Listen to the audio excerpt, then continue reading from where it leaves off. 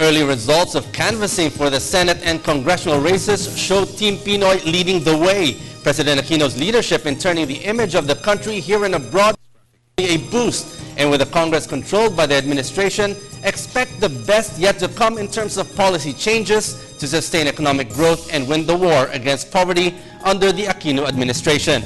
And joining us tonight by phone patch is the spokesperson of the Liberal Party and Team Pinoy, Congressman Federico Miro Quimbo. Good evening, sir, and welcome to NewsLife. Hi, good evening. Sir, early results of the COMELEC canvass show 9 of the 12 Senate bets of Team Pinoy are winning. If this trend continues, will the Senate be controlled by the allies of the President? Well, that's always been the vision. The President has never fudged or hidden the objective of being part of this campaign.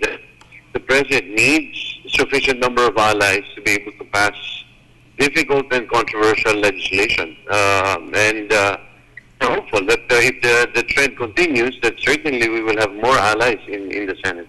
So in the House, it looks like the ruling coalition won more seats. Will Speaker Feliciano Belmonte retain his leadership? It's almost a certainty. I don't want to get ahead of my colleagues because we vote for the Speaker, but it's almost a certainty that Speaker Belmonte will be elected as in the 16th Congress. So now, how important is control of Congress by the administration, especially in pushing bills which will strengthen reforms being pushed by President Aquino? It's important, especially with the current president and with this kind of a president who is always pressed for time and is always eager to be able to carry out and execute much needed legislation, which heretofore have been avoided by past presidents. Needs to have that support. You look at the sin tax; it barely passed. Passed by just a single vote in the Senate. It almost got defeated. So that really bespeaks of the need and necessity for the president to have allies, who will be supportive of his reform agenda. So now, with that in mind, what bills should be passed which will continue the reforms undertaken by the President? Bills like the Freedom of Information Bill, amendments to the antitrust law, and rationalization of fiscal incentives and more. You've practically hammered the nail on the head. Those are the vital reforms that are needed. You add to that the enabling charter or law for the peace agreement with Muslim Mindanao. That's also potentially going to be very controversial, but we obviously need the support of Congress and the Senate, and also on issues pertaining to the expansion of the CCT program as well as the overhaul of the educational system. So now looking back at the Senate, it's looking like a group of young senators. Suddenly there is a changing of the guards. Why do you think that our voters vote for younger candidates and dump traditional politicians?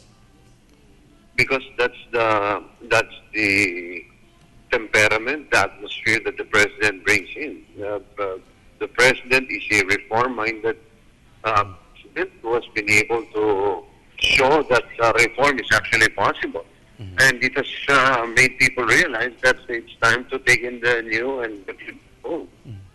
So now seeing this, for one who is young, do you think it's time for a new generation of leaders who are bold and decisive in solving the problems of our country, especially poverty? Oh, absolutely. I think that the wisdom of the older politicians will always be needed, but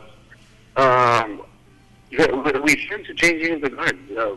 Vast majority, 55% of voters of this country are 40 years old. So we see it further expanding with a very young voters base over the next few years.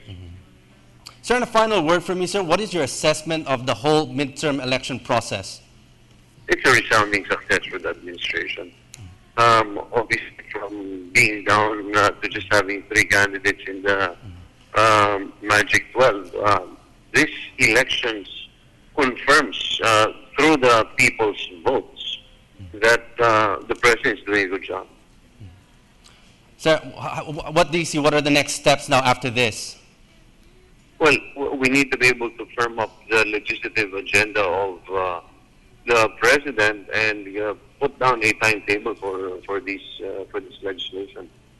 Okay, on that note, thank you very much for joining us tonight on NewsLife. That was Congressman Miro Quimbo, spokesperson of the Liberal Party and Team Pinoy.